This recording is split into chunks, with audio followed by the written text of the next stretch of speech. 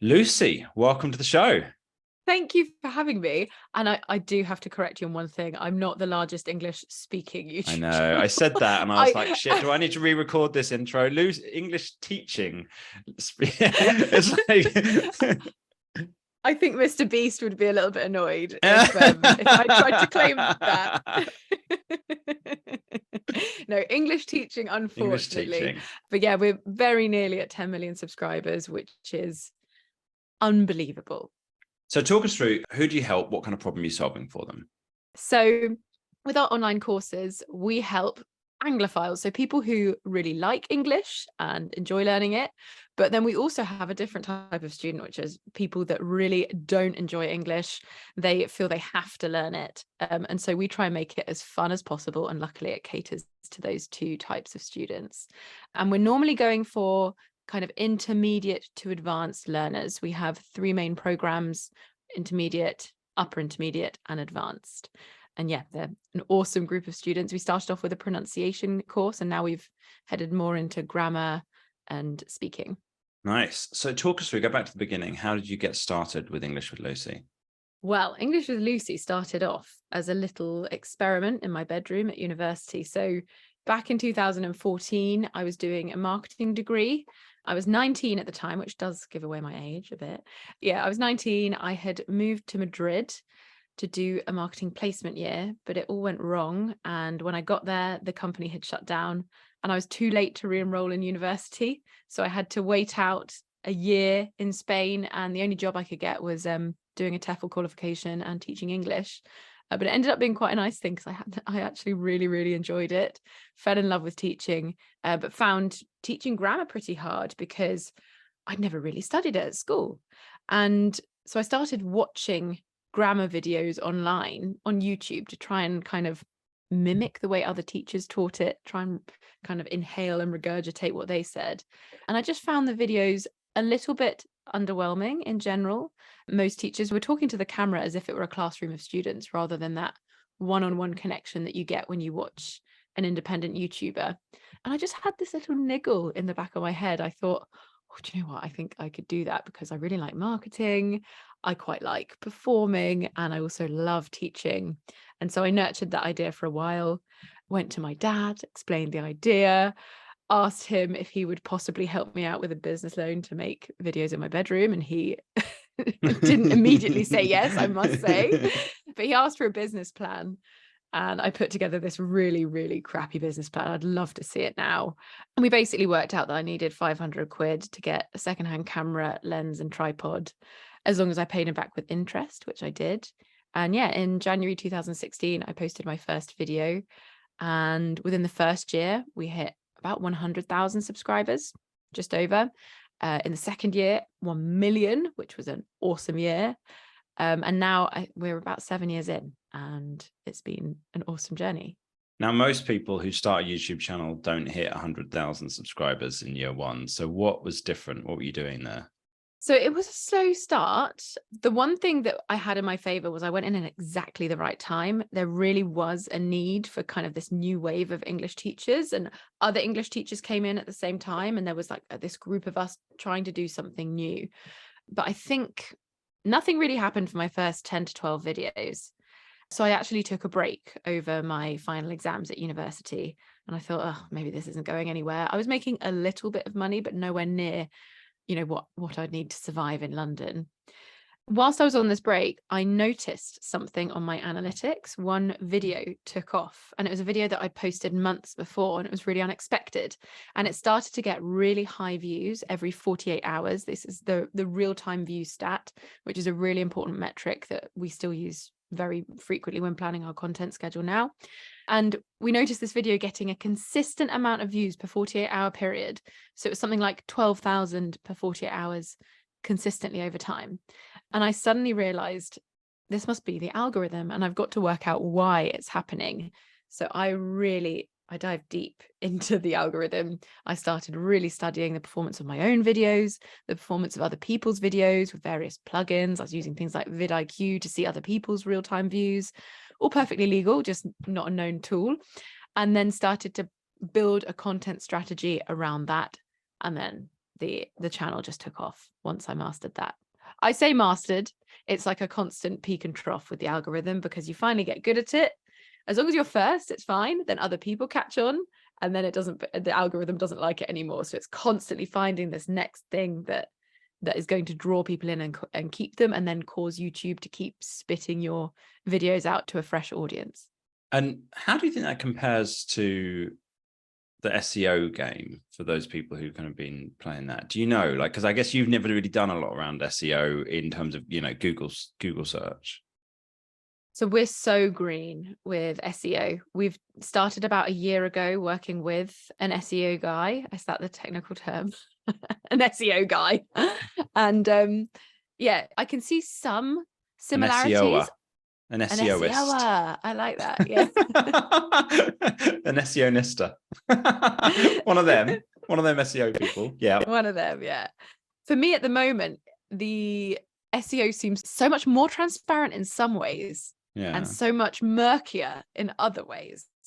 But it follows the same kind of algorithmic trend where people find sneaky ways to get ahead, and then those sneaky ways become blacklisted, and you're having to find something new. So I think it's all much of the same in the end.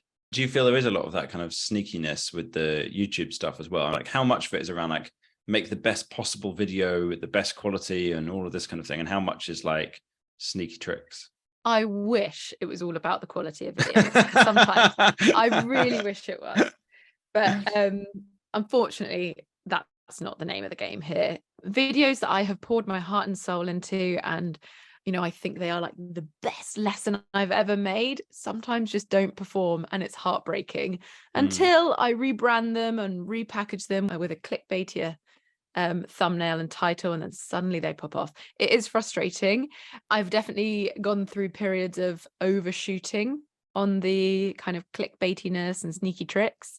I've also gone through periods where I've kind of shunned it, and then I've undershot as well. It's about constantly finding that balance.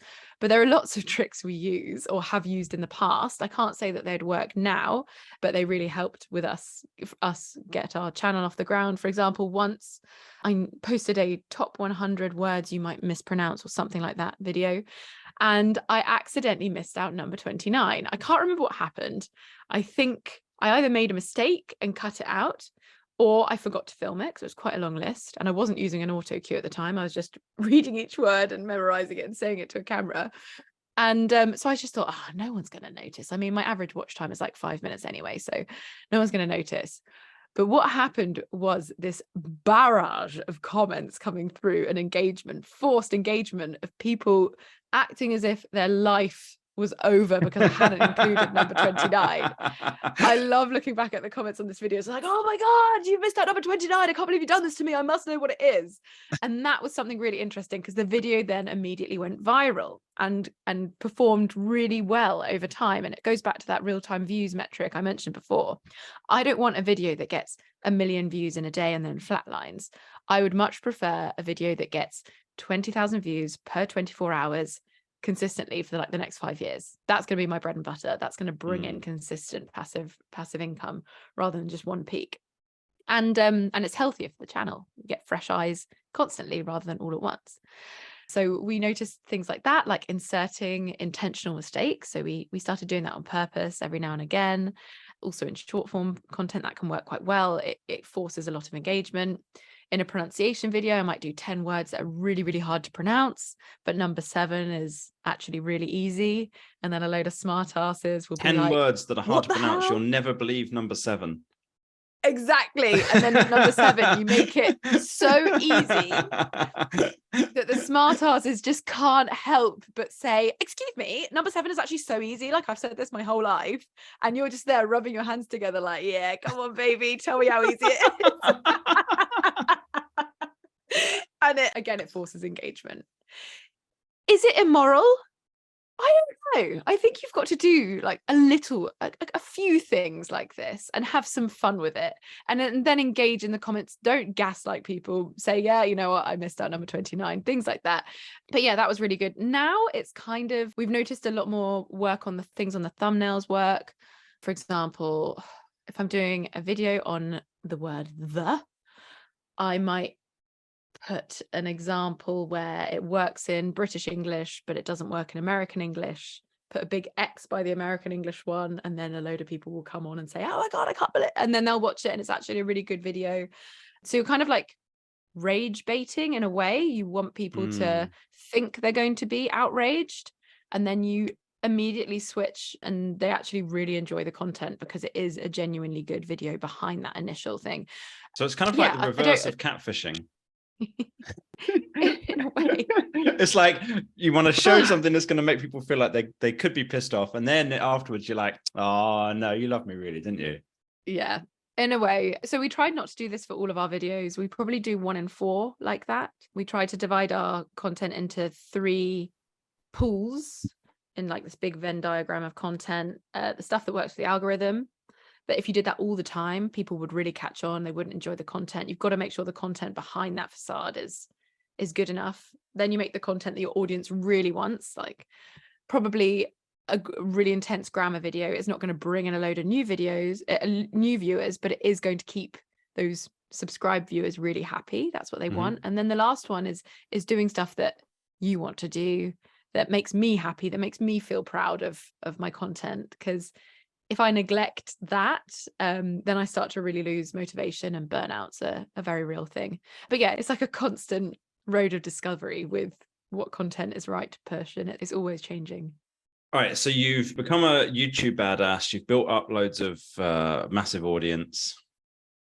Because the video probably doesn't show it in the audio neither. When I said that she'd become a badass, Lucy turned away with a little like, oh, can't believe you're saying that about me. But Lucy's such a badass. No one's called me a badass in my life. I actually really liked it. Say it again. It's funny because I think I hope people can tell is that we just have a lot of fun with making the content. And I think that's why I've been able to go on and keep a consistent audience for so long, is because there's a lot of fun injected in there as well. Nice. All right, so you've become YouTube badass. You have got this big audience. How did you then transition into making courses? What was the next step? So at this point, I know I'd say I probably had about 4 to 5 million subscribers, and which, by the way, subscribers aren't actually that big a deal. You can have people with 100 million subscribers only getting 10,000 views per video, but it's a good kind of milestone and benchmark for when certain things happen. They used to be very important, not so much anymore. But yeah, so around 5 million subscribers, I was making really good money for my age, and compared to everyone else around me, I was making lots of money from ad revenue, sponsorships, affiliate links, and I was really happy. But I had heard, and I had always really been interested in making a pronunciation course, because my pronunciation videos were really, really popular, and it was also something I was fascinated by, and I was doing a lot of research on pronunciation and really enjoyed it. So I started working with a talent management agency. I got a manager because that's what lots of my friends were doing. I was friends with lots of other influencers, not necessarily other educators or course creators. And they were getting these management agencies that were getting them these awesome brand deals, awesome merchandise deals and things like that. And I thought, well, that must be the next step for me. And this was actually a huge mistake, because it was totally the wrong business model for me. You can only grow so far with brand deals, and you're only really as good as your next brand deal contract. Whereas creating your own IP, creating your own content, creating your own courses and education businesses, the sky's the limit. When I went to this manager and he said, what are your kind of ideas for the future? And I said, well, do you know what? I think I would really like to produce a pronunciation course. I could literally see the dollar signs in his eyes, and he was thinking, brilliant. Okay, great. He came up with this deal where he had put in a certain amount of money. I think it wasn't very much, actually, in exchange for 20% of the business. And I thought it was a good deal, even though it wasn't. I didn't really have anyone as a sounding board. And I went ahead with this, gave away this equity.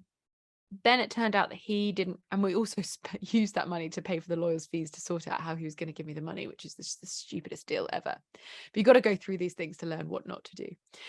Then we started the kind of brainstorming, and he realized, you know what, he doesn't know that much about course production. So we'll get another company involved. And this was another company called Genflow that creates products and brands for influencers. And I think they're very good at what they do. They do, or at the time they were doing kind of fitness influencer apps and yoga mats and things like that. And I think they were interested in experimenting with other kind of niches, but unfortunately they didn't have much experience in that. So what ended up happening was we made a really poorly produced pronunciation course. I wasn't particularly happy with it.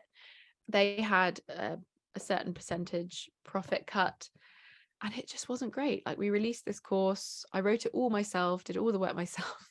We didn't really have correct proofreading, exercise building. We didn't have a proper email campaign. We didn't have a sales page when we launched.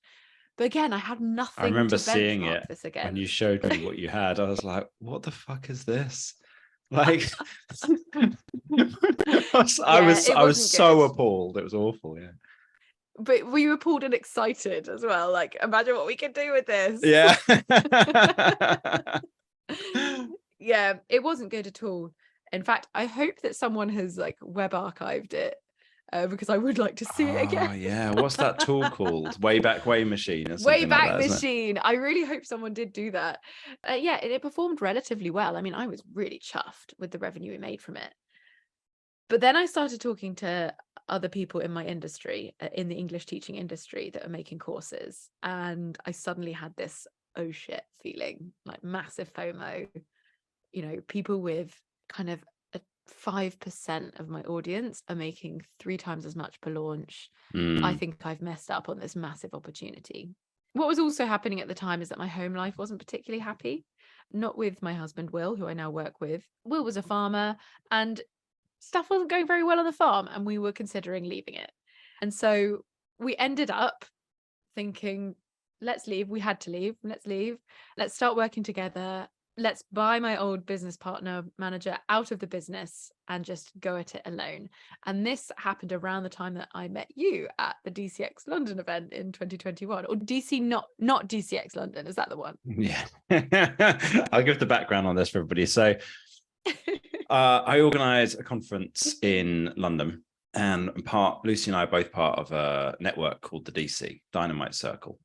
And it's a great forum. It's a great network for people running businesses online. Go check it out.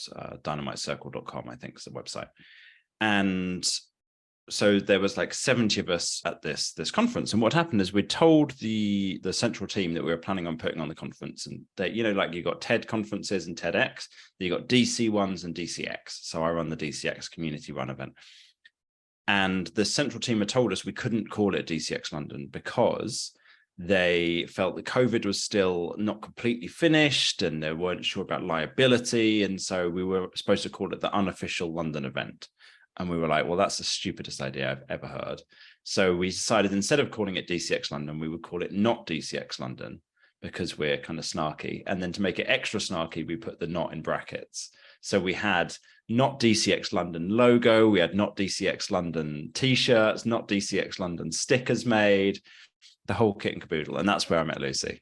That is so cheeky. Did you get any sort of backlash? Like, no, because you're all so adorable as well. They couldn't be cross with you, could they? And it was such a good event. Yeah. No, I think so. That the guy who'd said that we weren't allowed to do that realized later that he'd made a mistake and he apologized about it. Oh. So no, they didn't. We didn't get backlash from them. They're just glad they didn't get backlash from us. We're like the biggest DC fans. We run like so much of the London community. It's like, come on, guys, just let us call it DCX London. Anyway, it's all fine. Yeah, no. Yeah, so I kept the sticker. Go on. You kept the sticker? No, I just said I kept the sticker. Yeah. Yeah, I might have a pack in a drawer somewhere. So what was it about that? What was it at the conference that had made you think, oh, I need to work with John and his guys on this? Well, before this conference, I'd never really had much contact with other course creators, people that I had no idea who to ask or who to talk to about this type of thing, which is why I went in completely the wrong direction before. I was also really burnt at the time. I had received quite a lot of backlash online. It was in COVID and everyone was at home at their computers and everyone was really, really angry on the internet. And I received some backlash and I just felt pretty hated in the community. There was a lot of calling out going on, kind of accusations of native speakerism, which is not something I had never intended to do, but I can see how my videos were perceived that way. And I kind of had like backed away from connecting with anyone else in the English teaching industry or course creation industry. And then I felt really, really lonely because personal life wasn't going well, work life wasn't going well. I was also working on my own at this point. It was just me and a freelance editor. And I eventually reached out to Shona, who I had met at an influencer event years before. Shona, John's very good friend, also runs the DC London events, but she also runs perfectenglishgrammar.com, which is a grammar website that I'd used for years. And if you've ever Googled any grammar term ever, then Shona's website is the first one that came up for you, and you did use it. But she's a really, really lovely person. I remember getting this really warm vibe from her. And I just reached out to her and said, Shona, this is a weird message out of the blue. I'm feeling really lonely. I'm feeling really like disconnected from everyone. Do you know any nice, safe, non-cancelly people that I can talk to and ask, help me get my head around certain things? And she said, yeah, this DC event is coming up this summer. I think you should join. I think you'll really like it. So I joined. That was in the June. I met you there and you did your infamous funnel talk.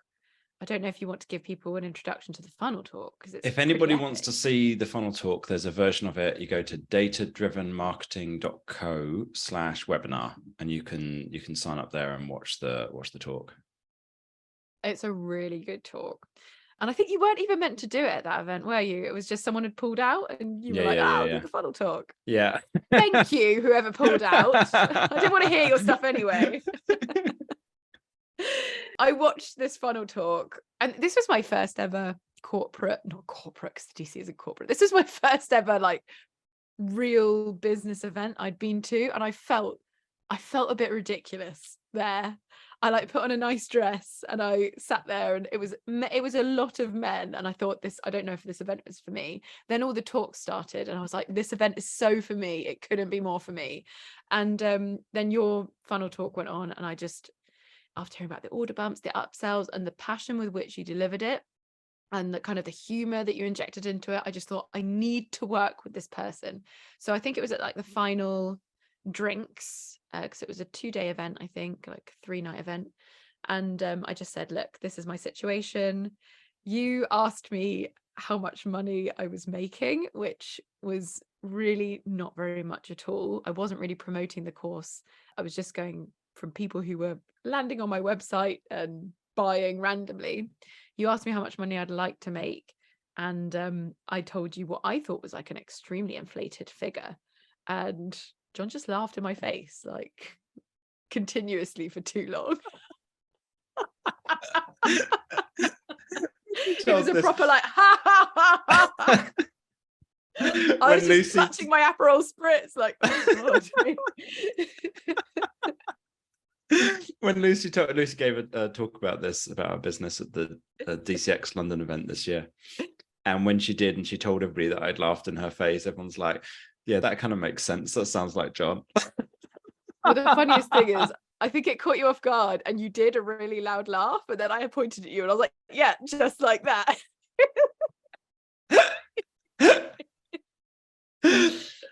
Yeah, it was it was a good moment. Yeah, I told Lucy that the amount of money that she wanted to make, I told her there was no way she was going to make that little money, that she was going to make at least 3 times that. And I was wrong. Her first month, she made 5 times that and has never gone lower than that again since, which was already obviously a lot more than, her goal was obviously a lot more than what she was currently making. So, yeah. Yeah, it's crazy. I mean, some months we've made 50 times that, which is mental. I can't believe how low my expectations were. I felt greedy saying that number at first. I really did. But yeah, it's so John said, well, look, I've got this program. It's an 8-week program. I asked you about your program. Yeah. And you said it's an 8-week program. You go through this course and then there are support calls and things like this. And so I signed up for it immediately. And it was at this very point that we were leaving the farm. Will, my husband, and I were starting to work together. Will had no experience in this kind of industry. All he knew was farming. It was a huge jump for him. We kind of had no other choice at the time. And the amazing thing was that our first kind of work together was attending these calls and going through this course program. And we were both so new to this. And I don't really think, apart from the odd holiday, I don't really think we ever missed a call. It was these weekly calls with Josip, who I always get his position wrong. What is he to you? Oh yeah, we sometimes give him different names to wind him up. I call him the head of delivery. If you talk to Kyle, who's the copywriter who writes all of our marketing copy, then he calls him, I think, chief funnel engineer, something like that. And Josip hates that, so we try and use that whenever possible. I like that. I've heard Will refer to him as stat man. Stat man. Josip's like this outrageous, incredibly clever, very analytical, incredibly switched on guy who runs all of the work from the delivery side here at Data Driven Marketing. He does all the leads on the client projects for Done For You. He leads a lot of the calls for the group coaching program. He built a lot of the group coaching program out, and he and I like to try and wind each other up as much as we possibly can at all possible opportunities. Yeah, he's been on the podcast. You may have heard him before. That's one thing that I love about the program. I didn't realize how much, like, obviously your funnels talk was really entertaining, but you know, the videos, they give you exactly the information you need in a really efficient way. But the calls, they're sometimes hilarious. Like, we're just all in stitches. Both have very, very dry senses of humor. Yeah, so we went through this program together, never really missed a call. We basically set some goals at the beginning of the year and said, if we're going to do this, we're going to 100% commit. And we just knuckled down, and in 18 months, we had built everything that we should have built over the past 3 to 5 years. So we filmed 425 full-length course videos. We produced 12 30-day challenges, all with videos. We produced 3-month level courses, B1, B2, and C1, with curriculum designers, all with 60 to 70 videos per go. We hired a team of 15. We traveled loads. It was literally the best year ever. And we absolutely smashed that initial revenue target. And it's just taken us into this new stage of life and business where we're just so excited. We haven't lost momentum. It's still really, really exciting because we were both floaters, not in the toilet sense, just we were just floaty people. I don't mean that. I meant like we just floated through life. Will was just on the farm doing everything his dad said. I had had this lucky encounter with a YouTube channel and was just doing my 1 video a week on my own with a freelance editor, taking on, sponsorships. I'm doing myself a disservice probably, but I was kind of just trundling along, thought I was going to be a farmer's wife. And then we just had this pivotal moment where we made shit happen and we realized we could do it. And now I can't wait to do it with Will again for the next stage of business. Nice. So talk everybody through, what is it that actually working in the instant course sales program, working with Josip, what is the specifics of what that has done for you? What was the steps that you put into place every month from that? Oh, there's so much. So I think we realized our biggest problem, and we kind of knew it from the start. It was a 2-pronged thing, basically. 1, we didn't like the one course that we had, and 2, we didn't have any other courses. So in the course program, there's a lot of the course program that we couldn't do until we produced more courses, because we were going through the program and we saw all the information about order bumps, upsells, tripwires, really exciting. But if you've got one course that you're not that happy with, you're going to have to either massively improve that and create a few more things, or just create a new course ecosystem. So for us at first, it was more the support in the weekly calls to make our first hires, to know where to look, to learn from your SOPs, to contact a curriculum designer and work with her. We worked with Mariana Pena, who was your recommendation, and she was fabulous. And then building our sales pages for those, getting those up and running. And then once we had a few to work with, we could then start doing the twice monthly promotions, which were amazing. It felt like far too much at the beginning, but it was so incredible to see how quickly us and our audience adapted to that kind of model.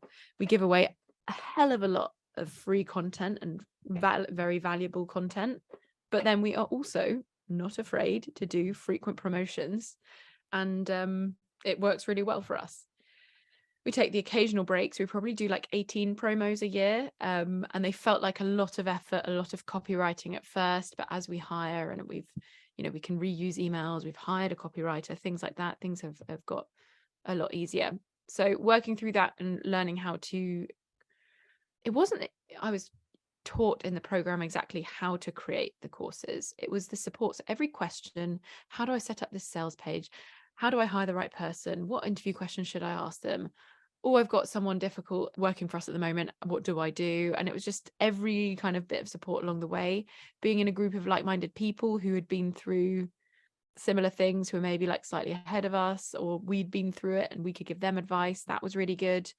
Then eventually we set up our welcome sequence and our tripwire, and that was awesome.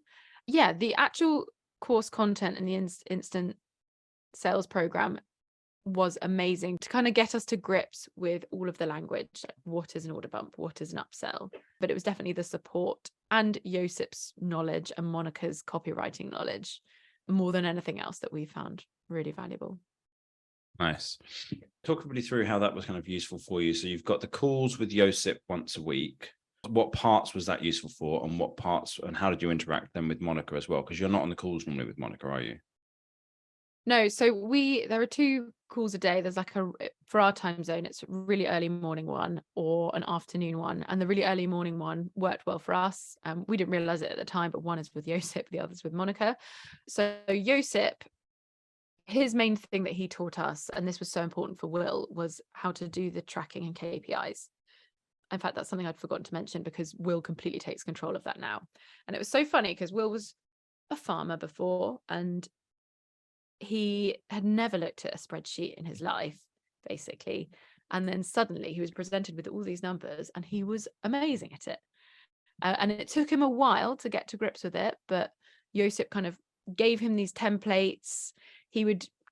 What I really liked was, it was within the group, it was figures on the table. We immediately said, anyone who's in this group, we don't mind if you look at our revenue. We find it really inspiring to see yours. I hope you find it inspiring to see ours. And we'd pull up these spreadsheets, and Josip was saying like, oh, you should do this differently. You should put that there. This isn't working. Then he'd also analyze the figures with us. And that was really cool. And it was really interesting to, in a group, see how a professional genius analyzes KPIs. Professional genius. Oh, he'll love that. Don't tell him I said that. No, I won't. And then Monica, she would really help with the Josip would help with the sales pages from like a technical standpoint, with like, in general, this should go here, this should be here, and like split testing and stuff like that. But Monica's a wordsmith and would go through our email promos, our sales pages, things like that. When I was available at the right time on a Thursday, I would hop into her calls every now and again. Sometimes I'd do 2 in a day. I'd do Josip's in the morning, then Monica's. First I felt like it was naughty, but no one cared.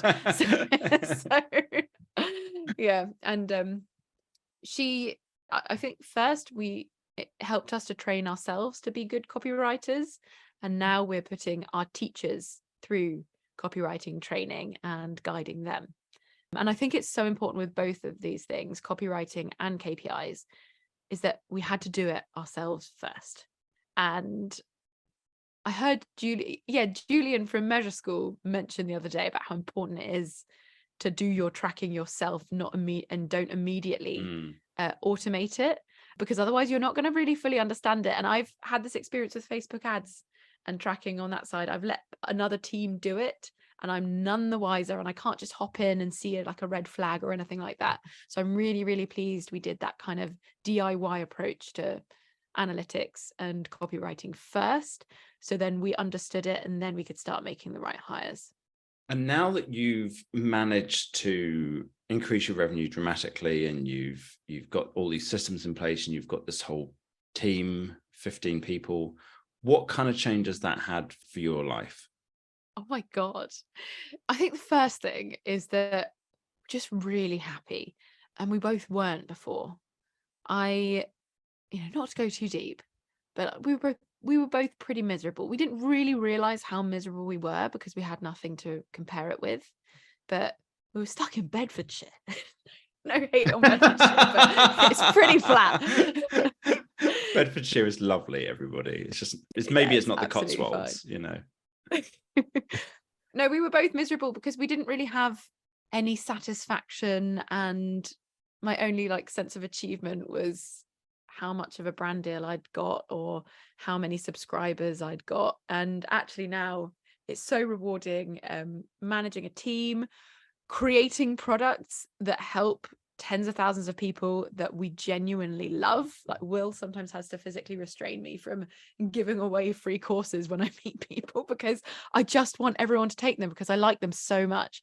And we've got them down to a fine art, and all the team are really passionate about them and always trying to make the exercises as interactive as possible. And as our revenue grows, we can invest more into the production of them. Yeah, and that's been amazing. We're really happy. Obviously, with revenue, you get to kind of level up your lifestyle a little bit. Try not to go too hard. For us, it means that we get to travel. So when we were on the farm, we had 2-week window in November where we could go away. We had to pick somewhere that was nice in November. We went away, and then I remember always the day I came back, I was like, oh, only 356 days or whatever until the next one. And now our team is completely remote. We can work from anywhere pretty much when we're not in course production mode. Obviously I have to be here to record a lot of the videos, but we're coming to the end of that now, and we can pop away, we can work from somewhere else. I think Will had been to 4 countries in his life before we started to work together, and now he's been to 15. It's really cool. And also for me, it's the people I've met, because as you get deeper and deeper into it, you meet more and more people, you have more and more interesting conversations, and you get to go to more and more events like the DC. We recently went to Baby Bathwater, which was really cool. I've been to other language course creator masterminds, and you end up slightly blurring those lines between business and pleasure, but I think it's a good thing to do. Beautiful. If anybody's heard you talk and they want to go check out your courses, they want to take some English with Lucy courses, where do they go? Well, if they've understood all of this, they definitely need the Don't C1 need advanced program. In all seriousness, though, it could be a really good option for a team member that you're trying to train up. We try to, all our courses are self-study with teacher support and communities and feedback options. So they're quite good to fit around kind of remote work. Go to englishwithlucy.com and you can see all the courses there. Perfect. If you found this interview useful and you want to get future episodes, subscribe wherever you listened. Thanks so much for listening in today. Really appreciate your time. And Lucy, thank you so much for sharing your time and your journey with everybody. Thanks for having me. And also thanks for helping us out along the way. We owe a lot to you. You're very welcome. No worries at all.